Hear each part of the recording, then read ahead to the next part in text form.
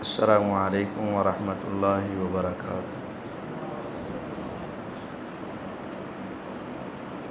نحمده ونصلی علی رسولہ الکریم، اما بعد۔ اللہم صلی علی محمد وعلی آل محمد کما صلیت علی ابراہیم وعلی آل ابراہیم انک حمید مجید۔ اللہم بارک علی محمد وعلی آل محمد کما بارکت علی ابراہیم وعلی آل ابراہیم انک حمید مجید۔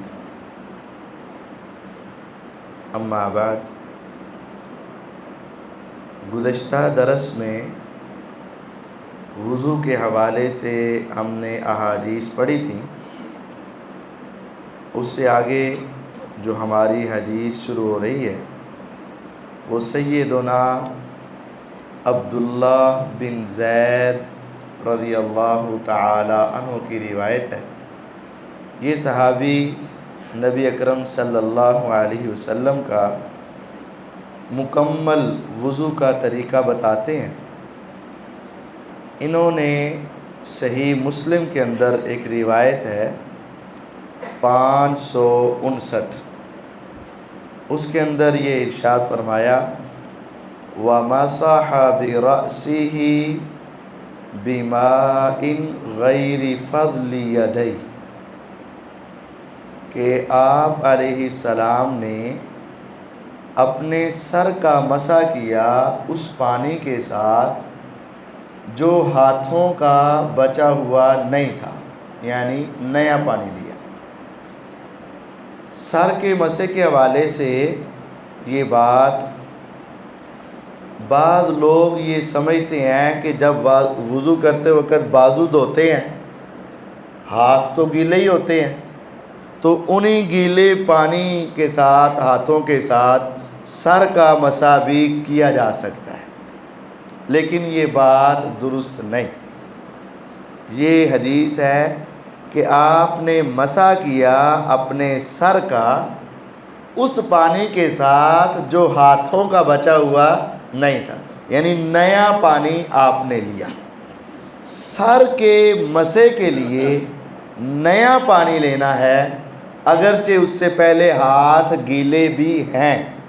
ہاتھ پہلے جب آپ بازو دھو رہے ہیں ہاتھ تو گیلے ہیں، لیکن انہی گیلے ہاتھوں کے ساتھ نہیں بلکہ نیا پانی لینا پڑے گا۔ اب جب سر کا مسح کیا تو کانوں کے مسح کے لیے نیا پانی لینا یہ نبی علیہ السلام سے ثابت نہیں ہے۔ سر کے لیے نیا پانی لیا جائے گا اور سر کا مسح کرنے کے بعد کانوں کے لیے الگ پانی نہیں لیا جائے گا، بلکہ جو سر کو مسح کرنے کے بعد اسی طرح کانوں کا مسح کیا جائے گا۔ اب میرے بعض دوست ایسا کر لیتے ہیں کہ وہ سر کے مسح سے انگلی انگوٹھا بچانے کی کوشش کرتے ہیں، اس طرح مسح کرتے ہیں تاکہ یہ ساتھ ٹچ نہ ہو، اور پھر اس کے ساتھ کانوں کا کروں گا، یہ بھی درست نہیں ہے۔ وضو کرتے وقت بازو دھوئے، نیا پانی لیا، ہاتھ کو پانی کے ساتھ تر کیا، اسی پانی کے ساتھ سر کا بھی مسح ہے اور اسی کے ساتھ کانوں کا بھی مسح ہے، یہ بات درست ہے۔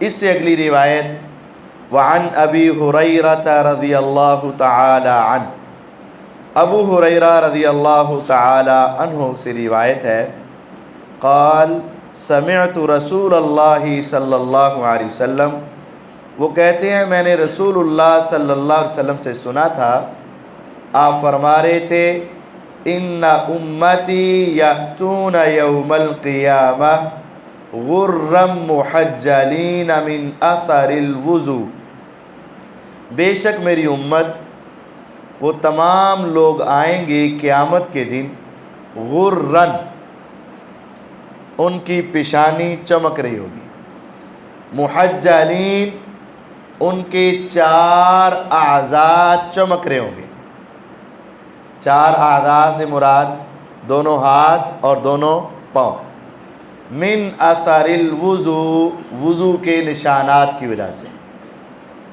فمن استطاع منکم ان یطیل غرتہ فلیفعل، پس جو شخص اپنی اس سفیدی کو بڑھانا چاہتا ہے اور طاقت رکھتا ہے وہ کر لے، وہ اپنی اس چمک کو بڑھا لے، اس کی اجازت ہے۔ متفق علیہ، یہ حدیث بخاری اور مسلم میں ہے، اور صحیح بخاری میں اس کا نمبر 136 ہے، 136 نمبر حدیث ہے صحیح بخاری کی۔ اب اس روایت کا شان ورود اور اس کے اندر سے جو مسائل ہیں وہ سمجھ لے۔ سب سے پہلے آپ نے یہ حدیث کب ارشاد فرمائی؟ اس حدیث کو آپ نے اس وقت بیان فرمایا جب صحابہ رضوان اللہ علیہ مجمعین نے آپ سے سوال کیا کہ قیامت کے دن آپ ہمیں پہچان لیں گے؟ انسان کا گہرا تعلق ہوتا ہے، لیکن جب رش زیادہ ہو، افراد زیادہ ہوں، تو پھر بسا اوقات انسان نہیں بھی پہچانتا۔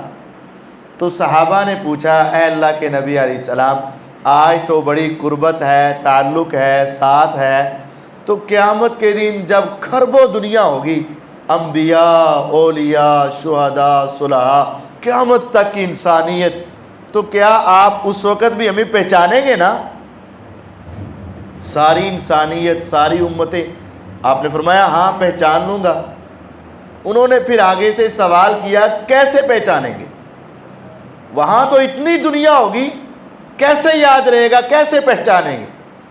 اس وقت آپ نے ارشاد فرمایا تھا، مجھے یہ بتاؤ، اگر ایک شخص کا گھوڑوں کا استبل ہو، یعنی بہت بڑا گھوڑوں کا فارم ہو، سینکڑوں گھوڑے اس میں موجود ہو، اور اس میں سارے گھوڑے سیاہ رنگ کے ہو، ٹوٹل سیاہ، ایک گھوڑا ایسا ہو جس کو اوپر سے دیکھو تو اس کا چہرہ سفید ہو، اور اگر نیچے سے دیکھو تو اس کے پاؤں سفید ہو، تو ہزاروں سیاہ گھوڑوں میں اگر ایک گھوڑا ایسا ہو جس کے اگلے اور پچھلے پاؤں سفید ہو اور چہرہ سفید ہو، کیا وہ ہزاروں سیاہ گھوڑوں میں ایک سفید چہرے والا، سفید ہاتھ پاؤں والا گھوڑا نمایاں نہیں ہوگا؟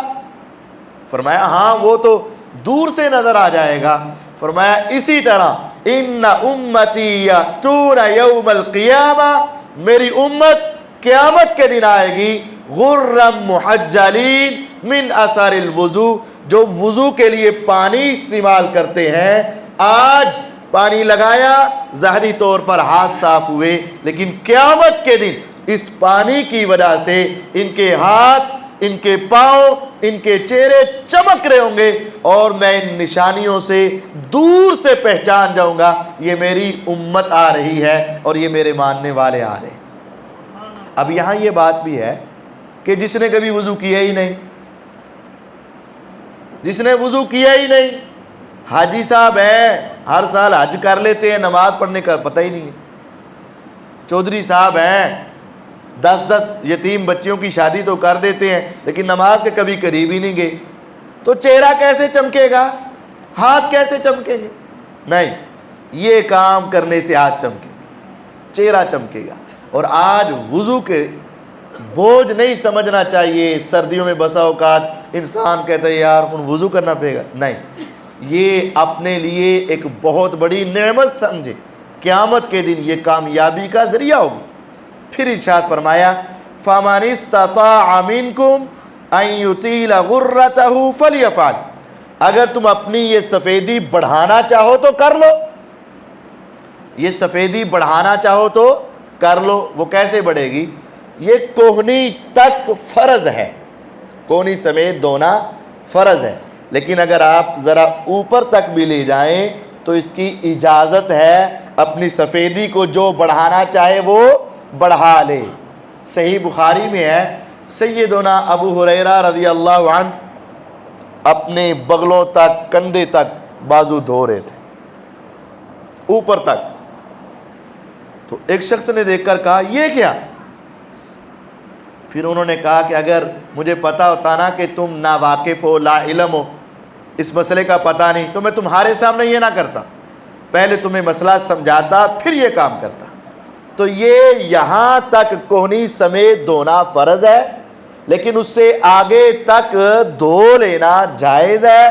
جتنا زیادہ پانی لگے گا اتنی زیادہ جگہ چمکدار ہوگی اور اتنا زیادہ فائدہ ہوگا۔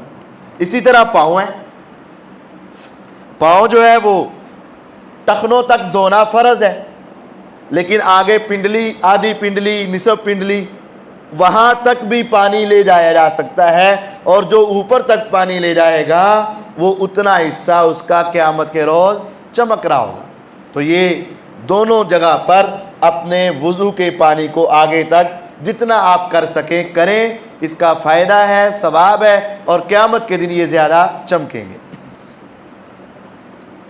اگلی حدیث، وعن عائشہ رضی اللہ تعالی عنہا قالت کان رسول اللہ صلی اللہ علیہ وسلم یعجبہ التیمن فی تنعلہ وترجلہ وطہورہ وفی شأنہ کلہ۔ عائشہ رضی اللہ عنہ فرماتی ہیں کہ رسول اکرم صلی اللہ علیہ وسلم یعجبہ، آپ کو یہ بات بڑی اچھی لگتی تھی، التیمن، دائیں جانب سے شروع کرنا، فی تنعلہ، جوتا پہنتے وقت، وترجلہ، کنگھی کرتے وقت، وطہورہ، اور پاکیزگی وضو کے وقت، وفی شأنہ کلہ، اور تمام کاموں میں۔ اللہ کے نبی علیہ الصلوۃ والسلام دائیں جانب سے آغاز پسند کرتے تھے۔ کیا مطلب؟ رسول اکرم صلی اللہ علیہ وسلم اگر جوتا پہنتے تو دونوں پہنے جا سکتے ہیں، لیکن بہتر یہ ہے کہ پہلے دایاں جوتا پہنا جائے، افضل یہ، پسند یہ۔ وترجلہ، کنگا کرنا ہے، بال سیدھے کرنے ہیں، تو مانگ نکالنی ہے، ایک اس طرف ایک اس طرف، درمیان سے نکالنی چاہیے نا، وہ جو پف ہے وہ تو ویسے ہی مناسب نہیں۔ اللہ کے نبی علیہ الصلوۃ والسلام جب مکہ میں تھے نا، تو اس وقت مشرکین مکہ وہ سائیڈ سے پف نکالتے تھے۔ آپ نے ان کی مخالفت میں اپنے بال پیچھے سیدھے کرنے شروع کر دیے، بالکل پیچھے لے جاتے۔ جب آپ مدینہ طیبہ میں پہنچے تو یہودی پیچھے لے جاتے تھے بال بالکل سیدھے، پھر آپ درمیان سے مانگ نکالنی شروع کر دیا، یعنی اپنے بال درمیان سے اس طرح چیر نکالتے تھے۔ تو اب چیر نکالنا ہے، مانگ نکالنی ہے۔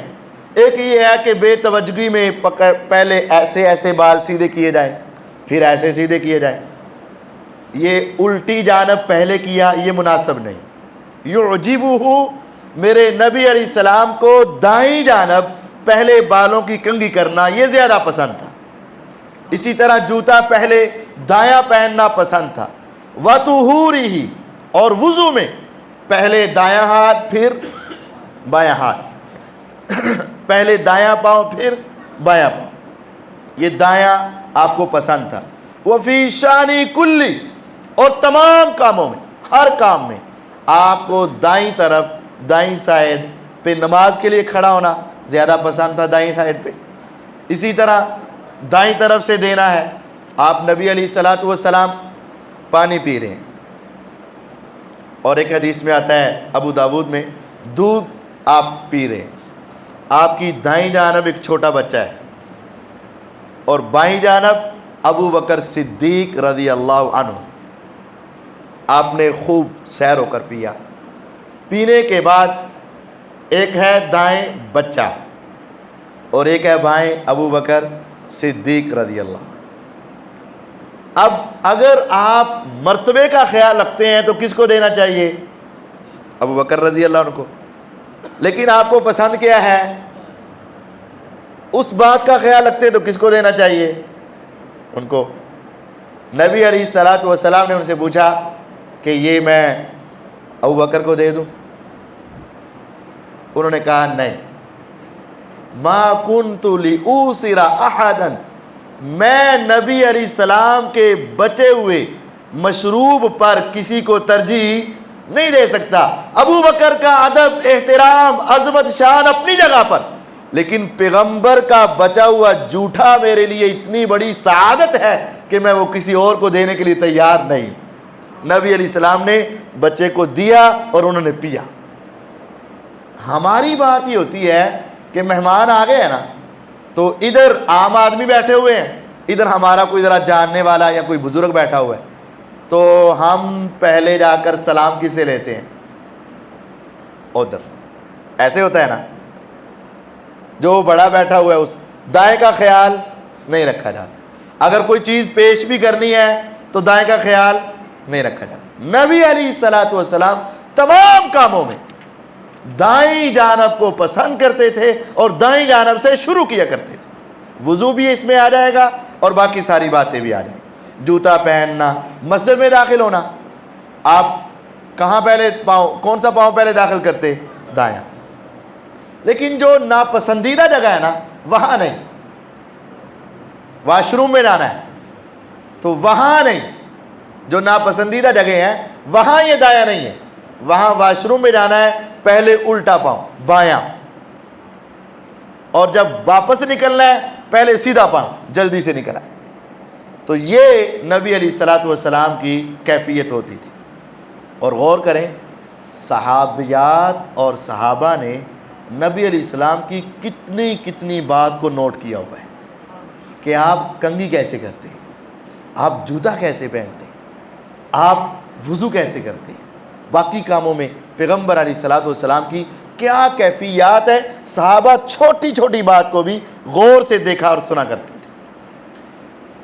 اس کے بعد اس حدیث سے ایک سوال ذہن میں آ سکتا تھا کہ نبی علیہ السلام کو پسند ہی ہے نا دائیں جانب، چلے کوئی بائیں ہو بھی جائے تو خیر صلاح ہے، کبھی ہو بھی سکتا ہے، تو وضو میں بھی دائیں جانب پسند ہی ہے نا، اگر کوئی بندہ دوسری طرف سے شروع کر لے تو شاید وضو ہو ہی جائے۔ ذہن میں یہ بات سوال آ سکتا تھا کہ اس میں پسند کی بات آئی ہے، ضروری کی بات، فرض کی بات نہیں آئی۔ تو امام صاحب نے اگلی حدیث بیان کر کے یہ مسئلہ اور واضح کر دیا۔ وعن ابی ہریرہ رضی اللہ تعالی عنہ قال قال رسول اللہ صلی اللہ علیہ وسلم، ابو ہریرہ رضی اللہ تعالی عنہ نے فرمایا کہ رسول اکرم صلی اللہ علیہ وسلم کا ارشاد گرامی تھا، اذا توضأتم فابدؤوا بمیامنکم، جب تم وضو کیا کرو تو اپنی دائیں جانب سے شروع کیا کرو۔ یہ حکم ہو گیا، جب تم وضو کیا کرو تو اپنی دائیں جانب سے شروع کیا کرو، یہ حکم ہے۔ اور نبی علیہ السلام کا حکم کس پر دلالت کرتا ہے؟ فرضیت پر۔ آپ کا کوئی بھی حکم ہو، حکم کا معنی وہ چیز کیا ہے؟ فرض ہے۔ اس حدیث سے پتہ چل گیا کہ نبی علیہ السلام کو دائیں جانب سے شروع کرنا پسند بھی تھا، اور دائیں جانب سے وضو شروع کرنا یہ کیا ہے؟ فرض بھی ہے، ضروری بھی ہے۔ یہ حدیث سنن ابن ماجہ کے اندر 402 نمبر حدیث ہے۔ اگلی روایت وعن المغیرۃ بن شعبہ رضی اللہ عنہ ان النبی صلی اللہ علیہ وسلم توضأ فمسح بناصیتہ وعلی الامامۃ والخفین، وضو کیا، فمسح بناصیتہ، آپ نے اپنی پیشانی پر مسح کیا، وعلی الامامۃ، اور پگڑی پر مسح کیا، والخفین، اور موزوں پر مسح کیا۔ یہ روایت صحیح مسلم میں ہے، 633 نمبر 33 نمبر حدیث ہے۔ کیسے؟ نبی علیہ السلام نے وضو کیا، پیشانی اور پگڑی پر مسح کیا اور موزوں پر مسح کیا۔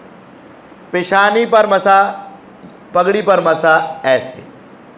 نبی علیہ الصلوۃ والسلام نے جب پگڑی پہنی ہوتی تو تھوڑی سی پگڑی پیچھے کرتے، پیشانی کے بال نظر آتے، آپ علیہ السلام اس طرح پیشانی کے بال اور اپنی پگڑی پر ایسے ہی مسح کر لیتے۔ تو اگر سر ننگا ہے یا ٹوپی وغیرہ ہے یا میری مائیں بہنیں جنہوں نے دوپٹہ لیا ہوتا ہے تو اس کو سر پر مسح کرنا ضروری ہے.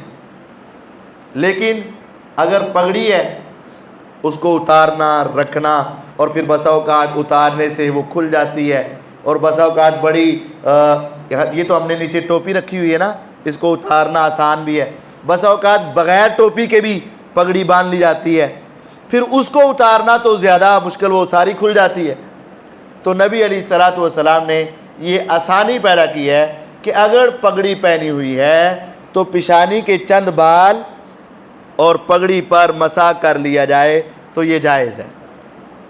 اب یہ دیکھیں کتنی واضح حدیث ہے اور کوئی معمولی کتاب کے اندر نہیں, یہ حدیث صحیح مسلم کے اندر موجود ہے, بڑی کتاب کے اندر موجود, اور اس کے ضعیف ہونے کا تو کوئی چکر ہی نہیں نا. بخاری اور مسلم کی تمام روایات صحیح ہیں جو سند کے ساتھ آئیں. تو اس روایت میں واضح طور پر پگڑی کا مسح ثابت ہو رہا ہے. ہمارے کچھ دوست جو پگڑی باندھتے ہیں اور کثرت سے باندھتے ہیں, یہ ان کی خوبی ہے. ہمارے ہاں پگڑی باندھنے کا رواج نہیں ہے. آپ دیکھ لیں میرے سمیت بہت کم ہیں جو پگڑی باندھتے, لیکن جو ہمارے دوسرے بھائی زیادہ تعداد میں پگڑی باندھتے ہیں وہ پگڑی باندھنے کے باوجود پگڑی پر مسح کرنے کی اجازت ہی نہیں دیتے, کہتے نہیں پگڑی پر مسح نہیں ہو سکتا. تو یہ واضح روایت ہے, یہ واضح حدیث ہے کہ نبی علیہ السلام نے پیشانی اور پگڑی پر کیا کیا ہے, مسح کیا. پگڑی پر مسح کرنے کے لیے یہ ضروری ہے کہ چند پیشانی کے بالوں پر بھی مسح ہو اور پگڑی پر مسح ہو. اگر اس طرح پگڑی رکھی ہے کہ بال سامنے والے کوئی نظر نہیں آ رہے اور کوئی ان بالوں کو ہاتھ نہیں لگ رہا تو یہ مسح کرنا درست نہیں. اب پیشانی کے پگڑی پر مسح اور پاؤں پر مسح کا فرق ہے. جب ہم نے پگڑی پر مسح کرنا ہے تو پہلے باوضو ہو کر پگڑی پہننے کی کوئی شرط موجود نہیں. لیکن اگر ہم نے موزوں پر جرابوں پر مسح کرنا ہے, ویسے یہ پورا موزوں پر مسح کی تفصیل اگلا باب یہی ہے, وہ انشاءاللہ اگلے درس میں یہ سردیوں کے جو مسائل ہیں وہ انشاءاللہ سارے تفصیل کے ساتھ بیان ہوں گے. لیکن ایک فرق یہ ہے کہ پگڑی جب بھی پہنی ہو, چاہے پہلے وضو تھا یا نہیں تھا, آپ پگڑی پر مسح کر سکتے ہیں. موزوں پر مسح اس وقت ہو سکتا ہے جب آپ نے وضو کی حالت میں موزے پہنے تھے, پھر آپ ایک دن اور ایک رات ان موزوں پر مسح کر سکتے ہیں. اگر آپ سوئے ہوئے اٹھے, ہاتھ منہ دھویا بس اور آپ نے جرابیں پہن لی اور اپنے دفتر کے لیے نکل گئے, اب ان جرابوں پر مسح نہیں ہو سکتا کیونکہ اس وقت آپ کی وضو کی کیفیت نہیں تھی.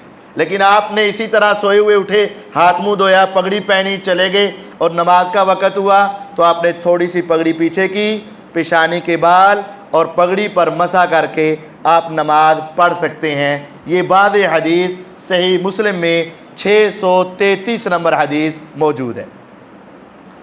نبی علیہ الصلوۃ والسلام نے پیشانی اور امامے پر مسح کی. اب بعض دوست نا اس روایت سے ایک اور غلطی کھا جاتے.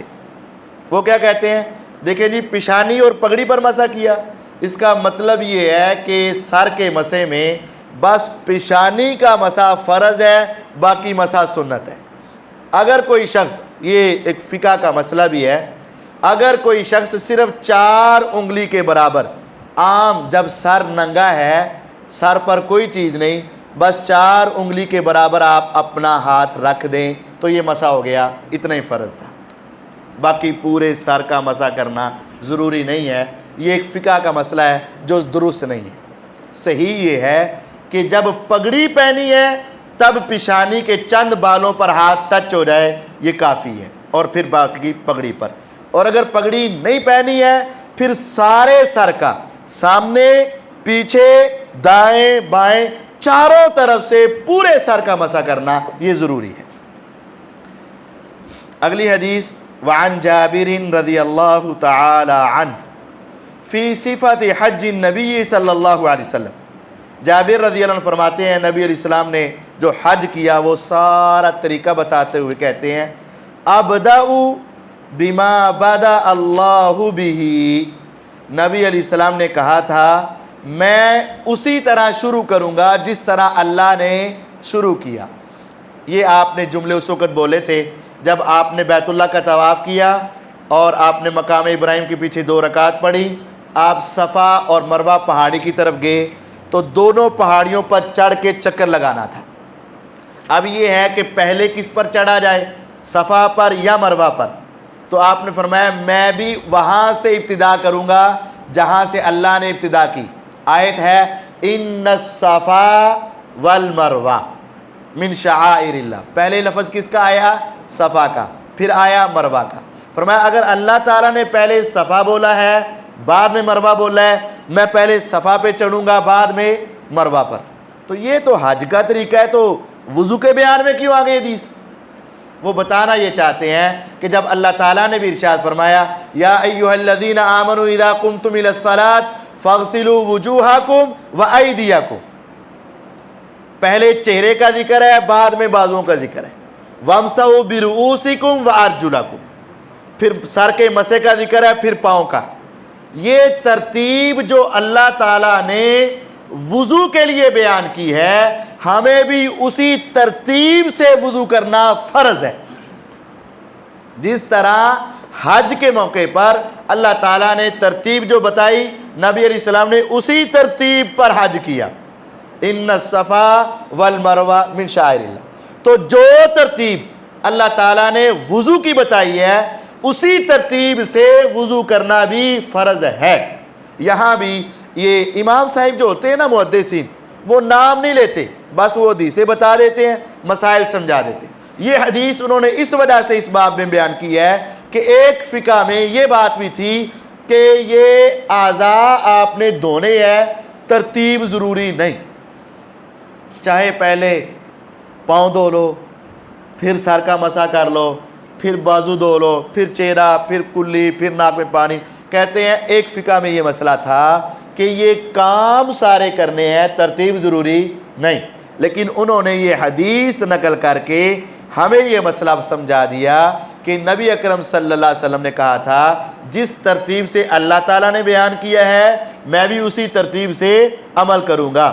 تو اللہ تعالیٰ نے جس ترتیب کے ساتھ وضو کا ذکر کیا ہے ہمیں بھی اسی ترتیب کے ساتھ وضو کرنا ضروری ہے، اسی پر عمل کرنا ضروری ہے۔ آگے روایت ہے سیدنا ابو ہریرہ رضی اللہ عنہ کی، ایک ضعیف روایت ہے وہ میں پڑھ نہیں رہا۔ یہ ابو ہریرہ رضی اللہ تعالیٰ عنہ کی حدیث ہے کہ رسول اکرم صلی اللہ علیہ وسلم نے فرمایا لا وضوء لمن لم یذکر اسم اللہ علیہ، جس شخص نے وضو کے شروع میں اللہ کا نام نہیں لیا اس کا وضو نہیں ہوتا۔ یہ مسئلہ پہلے ہو بھی گیا ہے، ابو داود کے اندر 101 نمبر یہ حدیث ہے اور یہ روایت سند کے اعتبار سے ضعیف ہے، لیکن مسئلہ یہ ٹھیک ہے۔ مسئلہ ابو داود میں ایک اور حدیث ہے توضؤ بسم اللہ، نبی علیہ السلام نے کہا تھا بسم اللہ پڑھ کے وضو کرو، توضؤ وضو کرو حکم ہو گیا اور حکم فرض ہوتا ہے، توضؤ وضو کرو بسم اللہ پڑھ کے۔ اب بسم اللہ پڑھنا ضروری ہے۔ اب یہاں ایک بڑا اہم مسئلہ ہے، بسم اللہ صرف بسم اللہ کہنا ہے یا پوری پڑھنی ہے؟ پڑھنی تو ہے، یہ تو سبھی متفق ہے، اب کتنی پڑھنی ہے؟ علماء کی دونوں طرح کی آراء موجود ہیں، بسم اللہ الرحمن الرحیم پوری پڑھو یا صرف بسم اللہ پڑھو، دونوں طرح کی علماء کے اجتہاد موجود ہے۔ اب یہ مسئلہ حدیث کو سمجھنے کا ہے۔ حدیث میں آیا بسم اللہ پڑھ کے وضو کرو، بعض علماء صرف الفاظ کا خیال رکھتے، کہتے جو لفظ نبی علیہ السلام نے بولے نا بس اس سے آگے پیچھے کوئی نہیں۔ نبی علیہ السلام نے کہا توضؤ بسم اللہ، اتنا بولا ہے، تو ہم بھی وضو سے پہلے کیا کریں گے؟ بسم اللہ بس۔ انہوں نے اس حدیث کے لفظ پر فوکس کیا، اور اکثر علماء کہتے ہیں کہ نہیں، الفاظ کے ساتھ ساتھ حدیث کا مفہوم بھی سمجھو نا، حدیث کا معنی بھی سمجھو، عربی عبارت بھی سمجھو۔ تو جس طرح ہمارے پاس کوئی بچہ سبق سنانے آئے اور آ کر سیدھا ہی قل ھو اللہ احد شروع کر دے، تو ہم کہتے ہیں بیٹا بسم اللہ تو پڑھ لو۔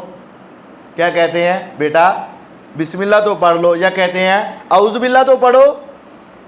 تو وہاں پھر کیا مراد ہوتا ہے؟ پوری بسم اللہ۔ یہ تو نہیں کہ بسم اللہ پڑھ کے وہ قل ھو اللہ شروع کر دے، وہ پڑھے گا بسم اللہ الرحمن الرحیم، یا پڑھے گا اعوذ باللہ من الشیطان الرجیم۔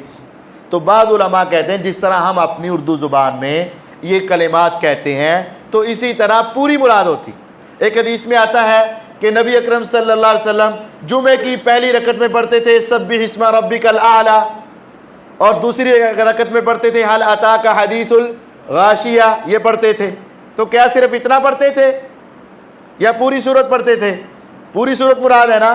تو کہتے ہیں لفظ پہلے بولے گے، مراد کیا ہے؟ پوری سورت۔ تو یہاں بھی لفظ بسم اللہ کے بولے گے، مراد کیا ہے؟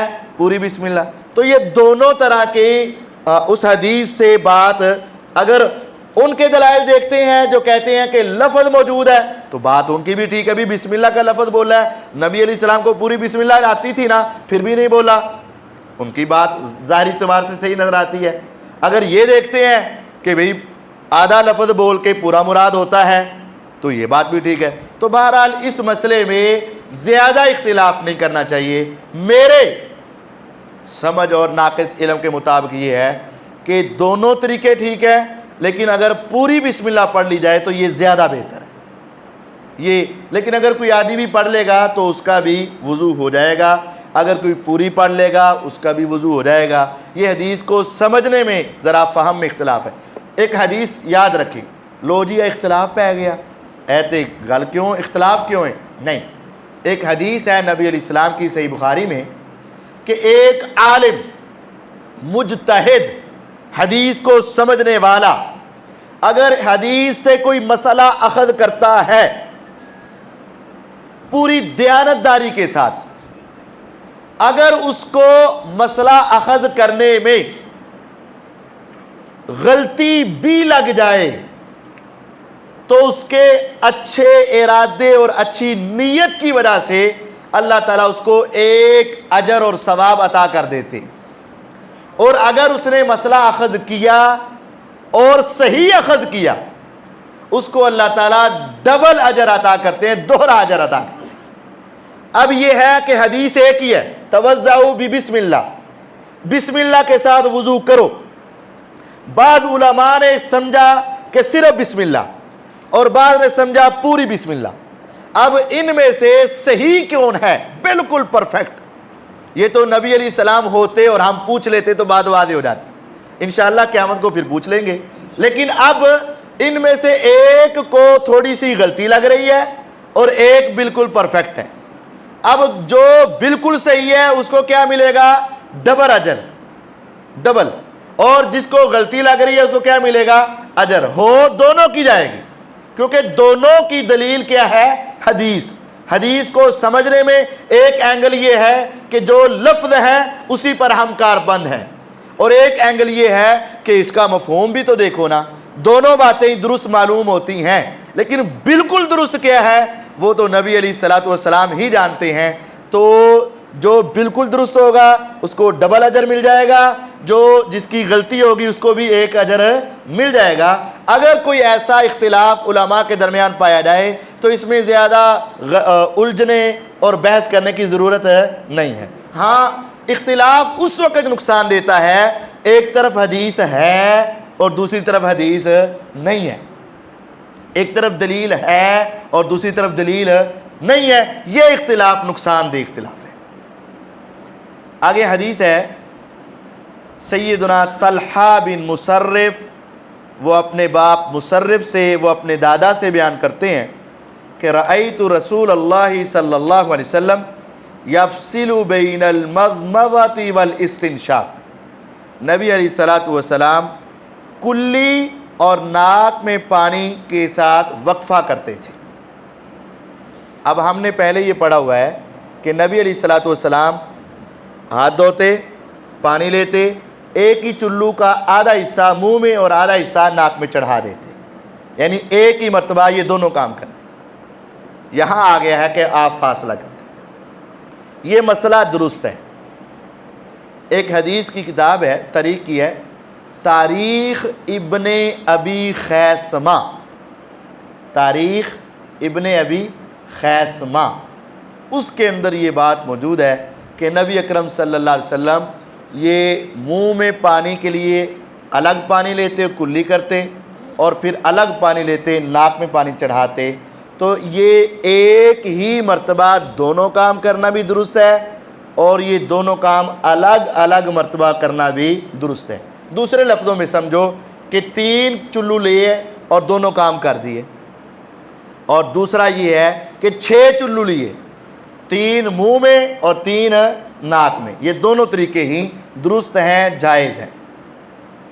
وعن علی رضی اللہ تعالی عنہ فی صفۃ الوضوء، علی رضی اللہ تعالی عنہ سے روایت ہے، نبی علیہ السلام کے وضو کا پورا طریقہ بتایا، کہتے ہیں ثم تمضمض واستنثر ثلاثا، نبی علیہ السلام نے منہ میں پانی ڈالا اور ناک جھاڑا 3 مرتبہ، یمضمض وینثر من الکف الذی یاخذ منہ الماء، نبی علیہ السلام نے کلی اور ناک کو جھاڑنے والا کام اسی ہتھیلی سے کیا جس سے آپ پانی داخل کر رہے تھے۔ اب یہ ہے کہ آپ نے دائیں ہاتھ میں پانی لیا، آدھا حصہ منہ میں ڈالا، آدھا حصہ ناک میں چڑھا دیا۔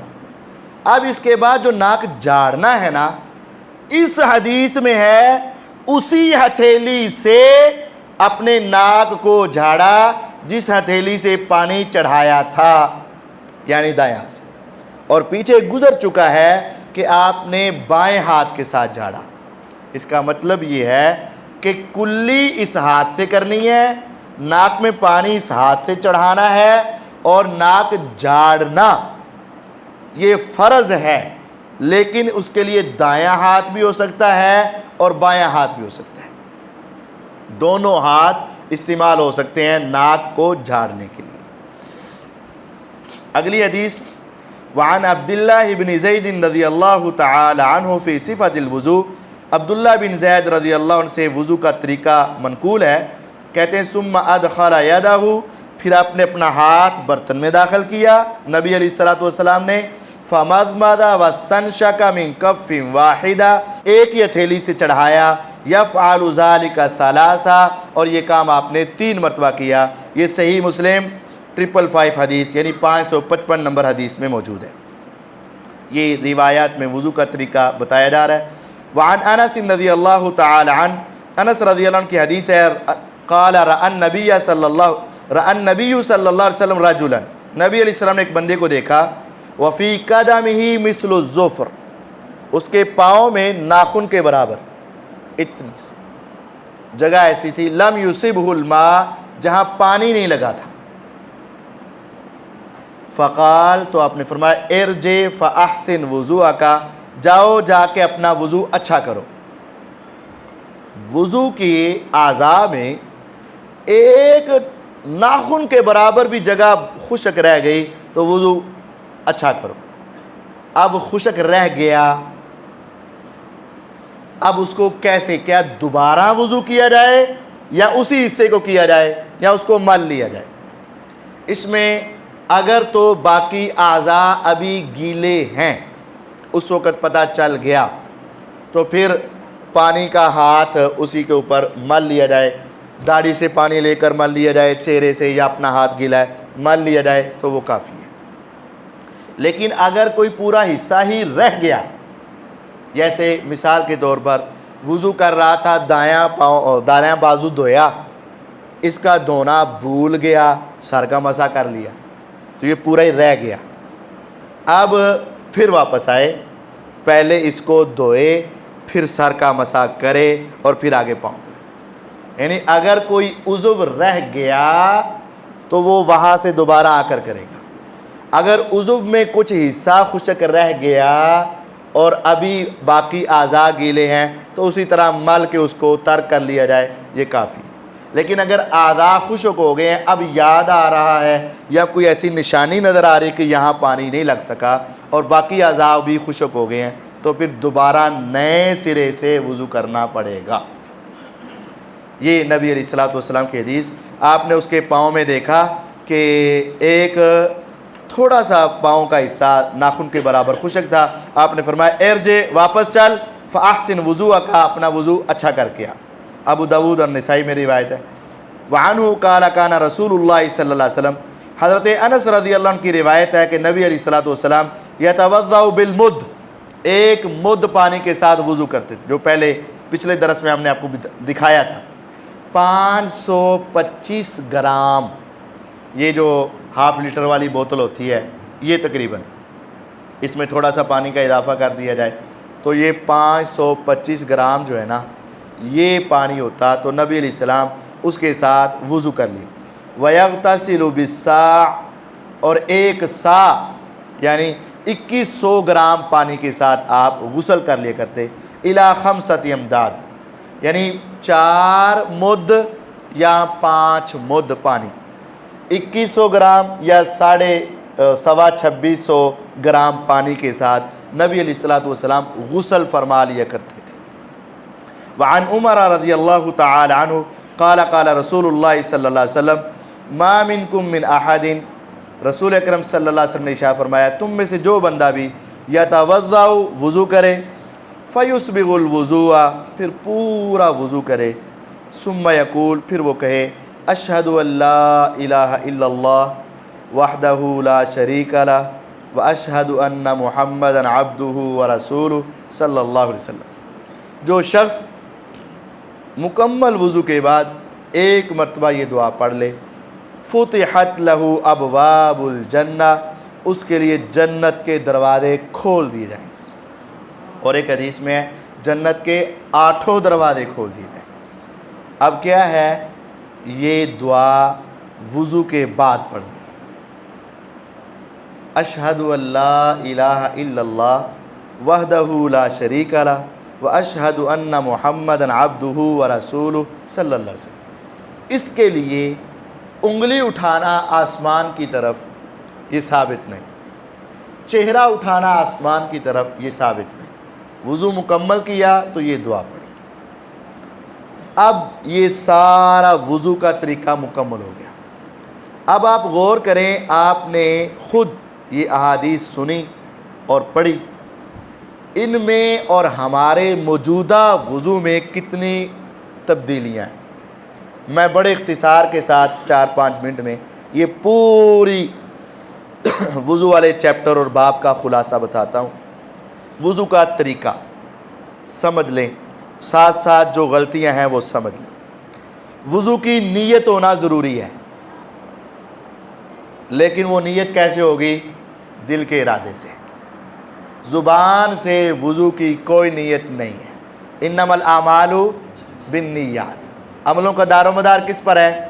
اگر نماز کا دار و مدار نیت پر ہے تو پھر وضو کا بھی دار و مدار نیت، اور یہ نیت صرف ذہن کی ہے۔ اور اگر وضو کی نیت ذہن کی ہے تو پھر نماز کی بھی نیت ذہن کی ہے، دل کی۔ بس نیت کے بعد بسم اللہ پڑھنی ہے، فرض ہے۔ بسم اللہ پڑھ لو یا بسم اللہ الرحمن الرحیم پڑھ لو۔ اگر جان بوجھ کر چھوڑیں گے تو وضو نہیں ہوگا۔ بھول گئے، درمیانے وضو یاد آ گیا تو وہاں پڑھ لو۔ وہاں یہ نہیں پڑھنا بسم اللہ اولا و آخرہ، وہاں یہ نہیں پڑھنا، وہاں بھی آپ نے بسم اللہ ہی پڑھنی ہے۔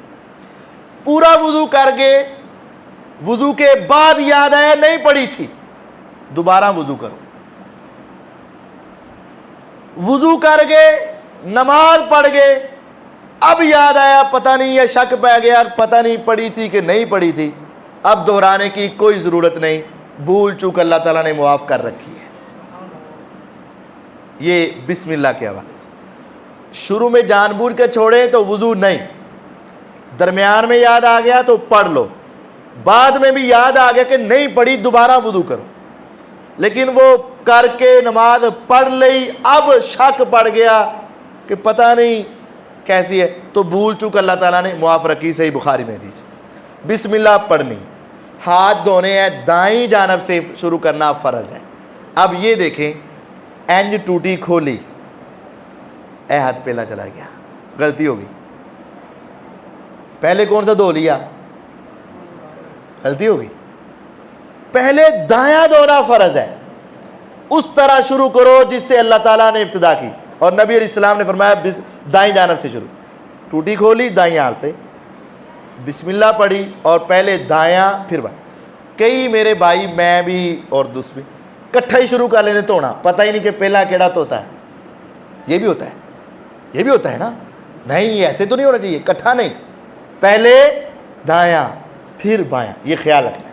یہ دایاں پھر بایاں, پہلے یہ, پھر اس کے انگلیوں کے درمیان میں خلال, یہ جو جگہ ہیں ان کو اچھے طریقے سے, یہ اپنی کلائی تک, لیکن آگے تک بھی دھو لیں تو یہ جائز ہے, کوئی حرج نہیں ہے.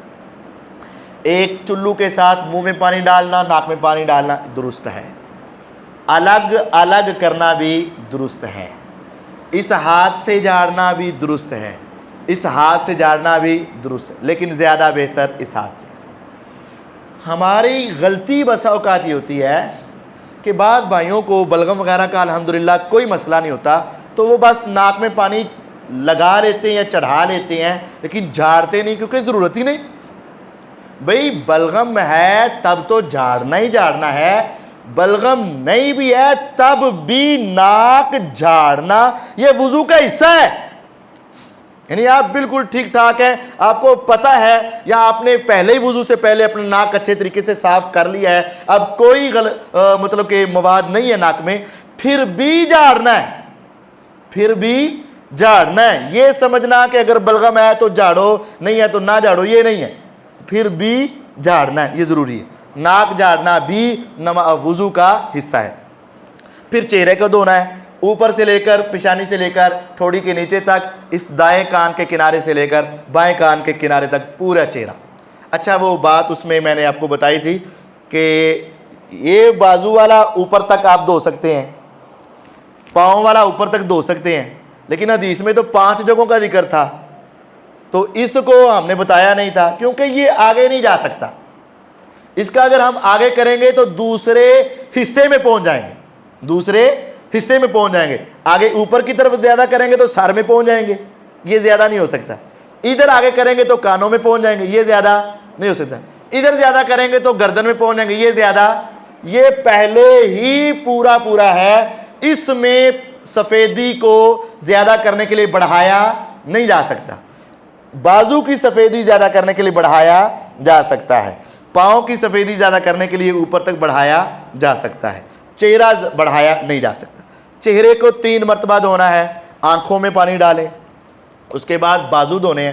بازو میں بسا اوقات غلطی ہوتی ہے, ٹوٹی چلا کے یہاں سے یہاں تک دھویا جاتا ہے, ایسے ایسے نہیں. بازو میں یہ ہاتھ بھی شامل ہے, اس کنارے سے لے کر دوبارہ, تو پہلے ہاتھ دھو لے, لیکن دوبارہ یہ پوری انگلیاں ہتھیلی سمیت کونی تک دھونا ضروری ہے. اور پھر بایاں, پھر اس کے بعد ہاتھ اگرچہ پہلے گیلے ہیں لیکن دوبارہ گیلے کیے جائیں. سر کا مسا اس طرح لے کر اپنے اس طرح یہ انگلیاں سامنے ہوں اور یہ انگوٹھے کن پٹیوں کی طرف ہوں, پورے سر کا مسا گدی تک, اور پھر اس سے واپس لایا جائے. ساتھ ساتھ بالوں کو ٹچ کرتے ہوئے ایسے جاتے ہیں اور اوپر سے آتے ہیں, یہ غلطی ہے. ہاں زیادہ سے زیادہ اگر آپ کو اپنے بالوں کا مسئلہ ہے تو ابو داؤد کی روایت میں اس طرح اس طرح اس طرح اس طرح کر کے بھی بالوں کی سیٹنگ برقرار رکھی جا سکتی ہے, یہ جائز ہے. اس طرح کر کے آگے لے آئیں. اب بعض لوگ جو انگلیاں بچاتے ہیں یہ اپنے ذہن کی بات ہے, حدیث میں ایسا نہیں ہے. نبی علیہ السلام اپنے پورے ہاتھ کے ساتھ پورے سر کا مسا کرتے تھے اور پھر انہی انگلیوں کے ساتھ کانوں میں داخل کرتے اور یہ سارے جو ٹریک ہیں ان کے اندر گھماتے اور انگوٹھا اس طرح نیچے رکھتے اور نیچے سے اس طرح گھما کر اوپر تک آگے تک لے کر آتے. بعض لوگ یہ کان کے مسے میں بڑی کوتاہی کرتے ہیں, اس طرح بس گھما کر چھوڑ دیتے ہیں یا اس طرح بس لگا کے چھوڑ دیتے ہیں. نہیں پورے ٹریک میں گھمانے کی کوشش کریں اور نیچے سے لے کر ایسے اوپر تک اپنے انگوٹھے کو لے کر آئیں. اس کے بعد کچھ دوست ایسے ایسے اور ایسے ایسے کرتے ہیں. یہ حدیث میں نہیں. آپ کو میں نے پوری حدیثیں سنائی ہیں جو صحیح روایات کہیں نہیں. حدیث میں ہے گدی تک نبی علیہ السلام لے جاتے ہیں. میں نے سمجھایا تھا ایک ہے گدی ایک ہے گردن. گردن کا مسا ثابت نہیں. میں ایک مہینہ پہلے تقریباً ایک میٹنگ میں تھا جہاں ملک کے پورے پاکستان کے بڑے بڑے علماء جو فتویٰ دینے والے علماء مفتیان ہیں نا ان کی ایک مجلس تھی. ایک لجنہ بنی ہوئی ہے جہاں علماء اکٹھے ہو کر جو فتویٰ دیتے ہیں پورے پاکستان کے تو وہ بیٹھ کر کسی مسئلے پر ڈسکس کرتے ہیں, اکٹھے ہو کر اپنی آراء اپنا علم پیش کرتے ہیں اور پھر وہ سب کو دیکھ کر ایک فتویٰ جاری کیا جاتا ہے. اس میں میرے ساتھ جو سیٹ تھی وہ مفتی عبدالولی خان صاحب کی تھی. یہ واقعہ میں آپ کو بعد میں بتاتا ہوں, بس پاؤں کی بات بتا دوں. یہ سر کا مسا ہو گیا, کانوں کا مسا ہو گیا, پھر آپ نے پاؤں دھونے ہیں. پاؤں دھونے میں چھوٹی انگلی کے ساتھ خلال کریں, آپ تمام انگلیوں کے درمیان خلال کریں, پاؤں دھوئیں اوپر نیچے سے, اور ٹخنا دھونا ضروری ہے, اس سے اوپر تک پاؤں دھو لیں, پہلے دایاں پھر بایاں. اس کے بعد آپ نے دعا پڑھنی ہے, اشہد ان لا الہ الا اللہ وحدہ لا شریک لہ واشہد ان محمدا عبدہ ورسولہ. اس کے ساتھ لوگ دعا پڑھتے ہیں اللہم اجعلنی من التوابین واجعلنی من المتطہرین.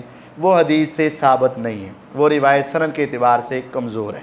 اگر آپ کو اور دعا پڑھنے کا خیال ہے تو وہ دعا ایک اور ثابت ہے سنن نسائی میں, سبحانک اللہم وبحمدک اشہد ان لا الہ الا انت استغفرک واتوب الیک. یہ دعا پڑھ لیں جو مجلس کے کفارے کی دعا ہے. یہ دعا پڑھنے کے بعد نبی علیہ السلام نے فرمایا جو شخص یہ دعا پڑھتا ہے نا سبحانک اللہ والی, اللہ تعالیٰ اس کو ایک صاف سادے کاغذ میں, ایک ہے ہمارے فرشتے لکھ رہے ہیں نا, یہ تو رجسٹر بھر رہے ہیں, ایک سپیشل کاغذ میں فرشتوں کو کہتے ہیں اس کو لکھ کے اس کو سیل پیک کر دو اور اس کو رکھ دو. یہ اس کی دعا سبحانک اللہم وبحمدک اشہد ان لا الہ الا انت استغفرک واتوب الیک. یہ دعا اس کو الگ کاغذ میں لکھ کے رکھ دو. قیامت کے دن جب اس کی نیکیاں اور گناہ تولے جائیں گے نا, اس وقت لے کر آنا, جب یہ پلڑے میں آئے گی نا پھر وہ ایسا بھاری ہوگا کہ اس کا مقابلہ کوئی گناہ نہیں کر سکے. قیامت کو وہ لائے رہے. تو یہ دوسری دعا پڑھی جا سکتی ہے. تو یہ وضو کا مکمل طریقہ ہے. اچھا, وہ میرے ساتھ جو بیٹھے تھے نا مفتی عبدالولی خان صاحب, وہ پٹھان تھے اور وہ ایک بہت بڑے عالم دین محدث فقیہ آدمی. تو میں نے کہا کہ آپ تو دیوبند مسلک کے چوٹی کے عالم اور مفتی تھے, تو آپ کیسے کنورٹ ہو گئے؟ ہوگا چھوڑو جی صاحب. میں نے کہا نہیں, میں عام بندہ تو چلے حدیث دیکھ کر تبدیل ہو جاتا ہے, لیکن ایک جس نے تقریباً انہوں نے کچھ 14-16 سال پڑھا تھا ان سے مدارس میں, اور پھر ان کے مدرسے میں پڑھا بھی رہے تھے, استاد بھی تھے اور مفتی بھی تھے. میں نے کہا آپ کیسے کنورٹ؟ انہوں نے کہا جی میری تبدیلی کی ایک وجہ بنی. مسجد میں تھا تو میرے پاس کچھ نوجوان آئے وضو کا مسئلہ پوچھنے کے لیے. ان میں ایک دو اہل حدیث تھے, ایک دو دوسرے تھے. تو وضو کے مسئلے میں جب گردن کا مسا میں نے بتایا نا, تو ایک شخص نے کہا جی یہ گردن کا مسا کیا ہے؟ تو میں نے کہا جی یہ مستحب ہے, کر لو ثواب ہے, نہ کرو تو وضو ہو جائے گا. مستحب ہے, کر لو ثواب ہے, نہ کرو گے تو وضو ہو جائے گا. اس ایک لڑکے نے مجھ سے سوال کیا کہ مستحب وہ ہوتا ہے جو نبی علیہ السلام نے کبھی کبھی کیا ہو تو کرنے سے ثواب مل جائے. ہاں یہی ہے. تو کہتا ہے اس لڑکے نے مجھے کہا کہ مجھے ایک حدیث دے دو جس میں نبی علیہ السلام نے زندگی میں کبھی گردن کا مسا کیا. تو میں نے کہا ٹھیک ہے تجھے دے دوں گا, یہ کون سی بات؟ کہتے میں سنیا تھے گا سی, پڑھا بھی رہے سی, لیکن ڈیپلی جا کر میں نے کبھی اس کا اتنا مطالعہ نہیں کیا. اب میں تلاش کرنے لگا کہ نبی علیہ السلام نے زندگی میں ایک مرتبہ تو کرنا ہوگا ہی نا, تبھی تو ثواب بنے گا. ثواب بنتے ہی وہ جو آپ نے زندگی میں کبھی ایک مرتبہ، اگر ایک مرتبہ بھی نہیں کیا تو کیا نعوذ باللہ نبی علیہ السلام اس ثواب سے محروم رہے؟ اگر ایک مرتبہ بھی نہیں کیا. کہتے ہیں میں نے حدیثیں بخاری، مسلم، ابو داؤد، ترمذی، میں جو تلاش کر سکتا تھا نا بس کرتا رہا. وہ 2-4 دن کے بعد آگے میں نے کہا میں دے دیتا ہوں، مصروف تھا. پھر میں نے